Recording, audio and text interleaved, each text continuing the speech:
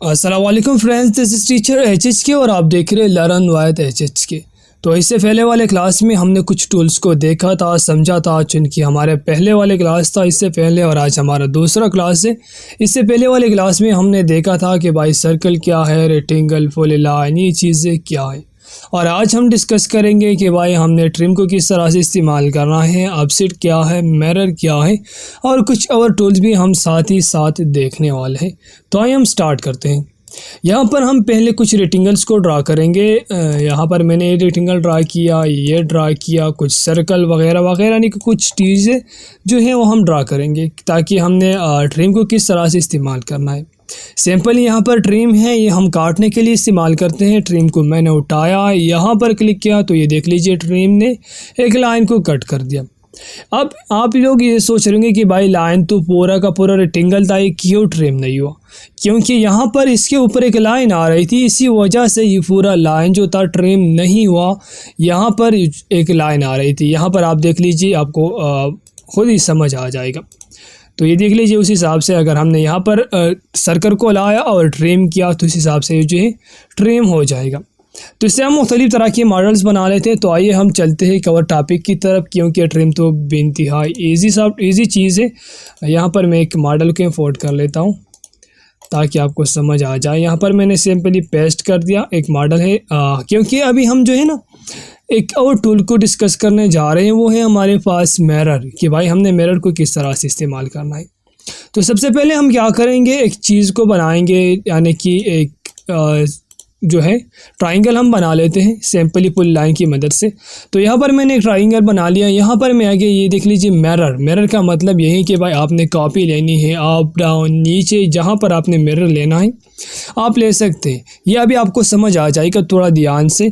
अब मैंने अगर इसको टॉप पे मिरर किया तो ये टॉप पे आएगा, बॉटम पे किया तो ये बॉटम पे आएगा, लेफ्ट राइट जहाँ पर आप मिरर करना चाहते हो उस हिसाब से आएगा। तो आइए अब हम इसका इस्तेमाल जो है एक मॉडल पर करते हैं। इस मॉडल को सिंपली मैंने F9 दबा करके सेंटर पर ले लिया। यहाँ पर मैं आ गया, F9 दबा करके मैंने इसको सेंटर पर ले लिया। अब मैं चाहता हूँ कि भाई मैं इस मॉडल को रोटेट कर लूँ, यानी कि सॉरी यार रोटेट नहीं, मिरर करना चाहता हूँ। मैं इस फ्लावर को यहाँ पर और इसको यहाँ पर लाना चाहता हूँ। तो मैं क्या कर लूँगा, सिंपली लेफ़्ट मैंने दबा दिया तो ये देख लीजिए कि भाई ये लेफ़्ट की तरफ आ गया, क्योंकि ये मिरर हो गया। ये जो है हम कॉपी पेस्ट करके इस तरह से नहीं ले सकते थे, ये यहाँ पर मिरर हो गया तो इस हिसाब से इसने हमको ये ऑब्जेक्ट दे दिया। ये देख लीजिए ये मिरर हो चुका है।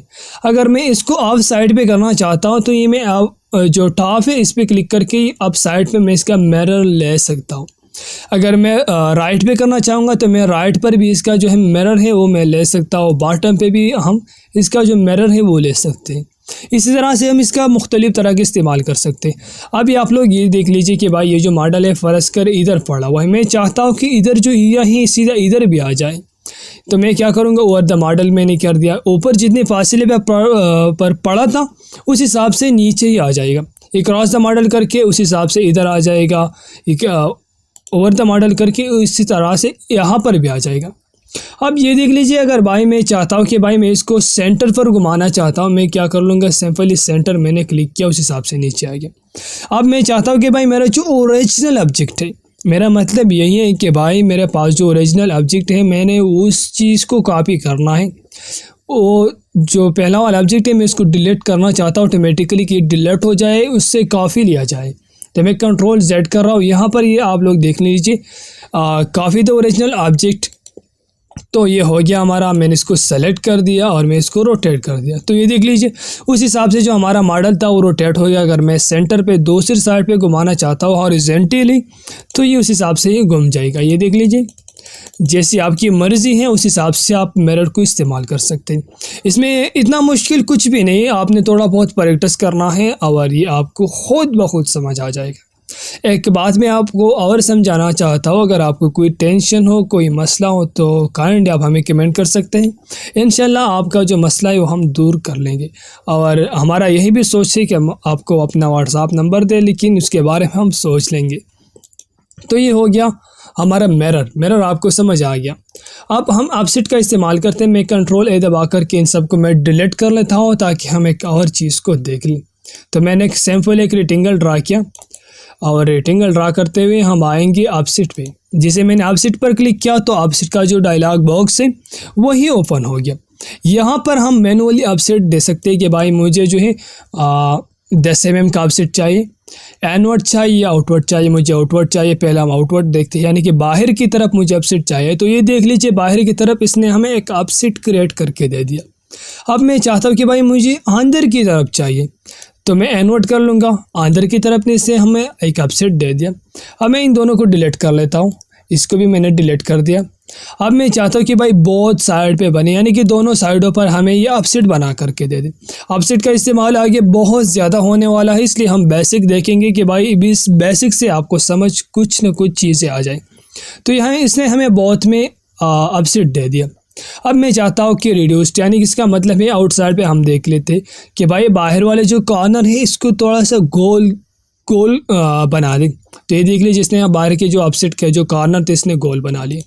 अब इसका हम जो साइज़ है वो चेंज कर लेते हैं, 20 mm का हम ऑफसेट लेंगे बाहर की तरफ, और दूसरा वाला जो ऑप्शन है वो हम ट्राई कर लेंगे। तो ये देख लीजिए इसके जो कॉर्नर थे बिल्कुल कट में आ रहे हैं। अब हम 30 कर लेते हैं कि ताकि आपको ये जो तीसरा वाला ऑप्शन है ये भी समझ में आ जाए। अब शार्प कर लेते हैं, इसका जो नुकीले हैं बिल्कुल 100% शार्प ही आ जाएंगे। तो ये था हमारे पास ऑफसेट और इसका मतलब यही जो नीचे वाला लिखा हुआ इसका वैल्यू हम दोबारा से चेंज कर लेते हैं। इसका मतलब ये कि भाई आपने ओरिजिनल ऑब्जेक्ट को डिलीट करना है तो आपका ओरिजिनल ऑब्जेक्ट डिलीट हो जाएगा या सिलेक्टेड रहेगा, उस हिसाब से आपने करना है। इसका ज़्यादा इस्तेमाल नहीं होता ये जो नीचे वाले हैं, लेकिन ऊपर ये जो चीज़ें पड़ी हुई है इसका इस्तेमाल बहुत ज़्यादा होता है। तो ये हो गया हमारे पास ऑफसेट। मैं इसको डिलीट कर लेता हूँ। ट्रेन भी आपको समझ आ गया, ऑफसेट भी आपको समझ आ गया, मिरर भी आपको समझ आ गया। अब मैं क्या कर लेता हूँ, जॉइन को हम समझते हैं। जैसे मैंने 2 लाइंस ले लिए और यहाँ पर हम क्या कर लेंगे, मैंने इन दोनों को सेलेक्ट किया हुआ, यहाँ पर भी जॉइन है या फिर यहाँ पर हम राइट क्लिक करेंगे, यहाँ पर ये हमको जॉइन का ऑप्शन देगा। यहाँ पर है स्मूथ वेक्टर करो, ये देख लीजिए कि करो के हिसाब से इसने स्मूथ कर दिया। मैं Ctrl+Z कर दूँ यानी कि अंडू कर दो और Ctrl+Y से हम आगे बढ़ेंगे। हमने जो काम किया हुआ है आगे आ जाएंगे। Ctrl+Z से हम पीछे जाते हैं, Ctrl+Y से हम आगे आ जाते हैं। ये आपने समझ में रखना है। अब दोबारा से मैं Ctrl+Z कर लेता हूँ, इन दोनों को मैंने सेलेक्ट किया और यहाँ पर कुछ और ऑप्शन है, इस हिसाब से हमको ज्वाइन करके देगा। यानी कि हमने ज़्यादा एक्सप्लेन करने की ज़रूरत नहीं है, क्योंकि ये जो कुछ चीज़ें आपको खुद समझ आनी है। अगर हम ये जो दूसरा वाला ऑप्शन इसको इस्तेमाल कर लेते तो इस हिसाब से जो है आपको ज्वाइन करके देगा। मैं इसको दोबारा से Ctrl+Z कर लेता हूँ और यहाँ पर हम एक और ऑप्शन अप्लाई कर लेते हैं। तो ये देख लीजिए इस हिसाब से इसने हमको ज्वाइन करके दे दिया। अब यहाँ पर ये है क्लोज वेक्टर, ये देख लीजिए, या फिर हम राइट क्लिक करेंगे, यहाँ पर ये जो है हमको क्लोज वेक्टर देगा। तो ये देख लीजिए ये जो क्लोज वेक्टर था करो के हिसाब से इसने ज्वाइन कर दिया। अब मैं दोबारा से Ctrl+Z कर लेता हूँ, इसको मैं सेलेक्ट कर लेता हूँ और यहाँ पर ये जो बाकी वाले ऑप्शन है इसको भी आप लोग देख लीजिए। तो इस हिसाब से ये जो है हमें जो है क्या कहते हैं यार उसे क्लोज वेक्टर बना करके देगा। तो मैंने इसको डिलीट करना है। क्लोज वेक्टर, जॉइन, ये चीज़ें भी आपको समझ में आ गई। तो अभी हम क्या काम कर लेते हैं, हमने ब्लॉक एंड रोटेट कॉपी को देखना है, क्योंकि इसके बाद हमने नेक्स्ट ट्यूटोरियल में जो है वो क्या कहते हैं यार पता ही नहीं यार, मैं आज कुछ चीज़ों के नाम भूल जाता हूँ। हमने टेक्स्ट को देखना है अगले नेक्स्ट ट्यूटोरियल में। तो ये देख लीजिए कि मैंने ब्लॉक एंड रोटेट काफ़ी ले लिया। यहाँ पर है ब्लॉक कॉपी के लिए हम एक और ऑब्जेक्ट लेते हैं ताकि आपको आसानी में समझ आ जाए।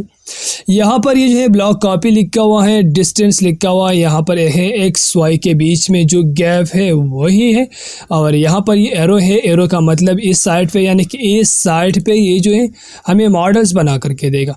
अप साइड पे है, अप साइड पे हमें कुछ चीज़ें जो है मॉडल से वो बना करके देगा, अभी आपको समझ में आ जाएगा। नीचे लिखा हुआ है कॉपीज़, यानी कि भाई आपने जिस मॉडल्स की कॉपी लेनी है तो आपने वो कितने लेनी है।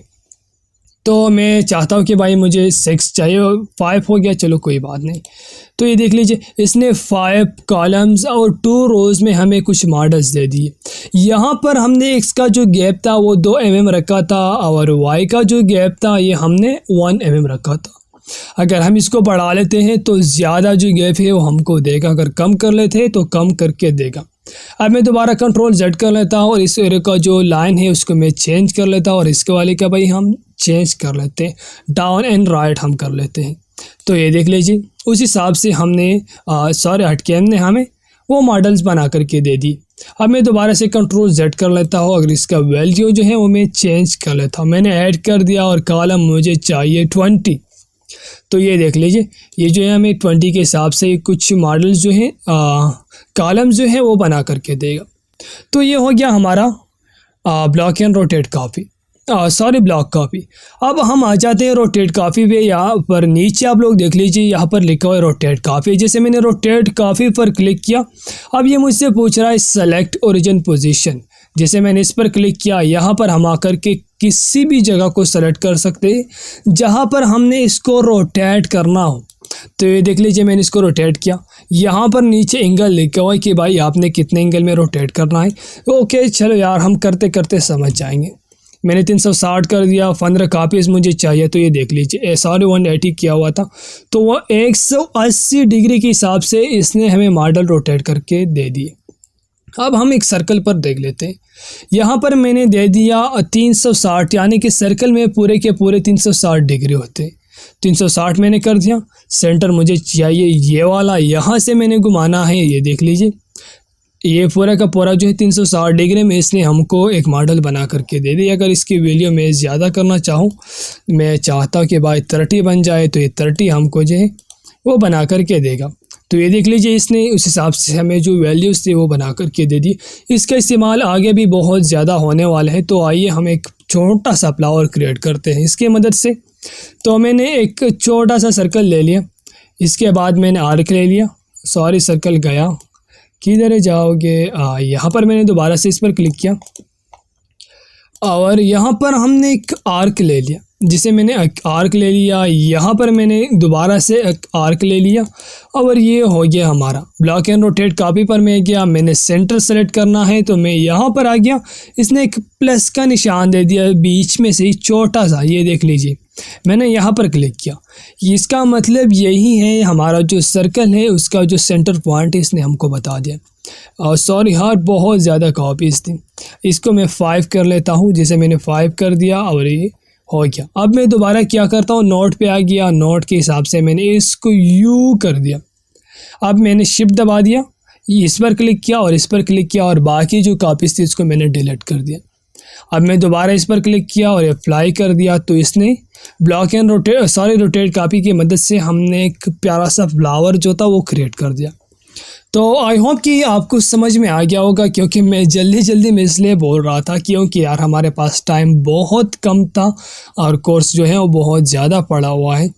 तो आप लोग इस पर प्रैक्टिस कीजिए। तो इंशाल्लाह हम आगे जो है और क्लासेस देखने वाले हैं और कुछ टूल्स देखने वाले हैं।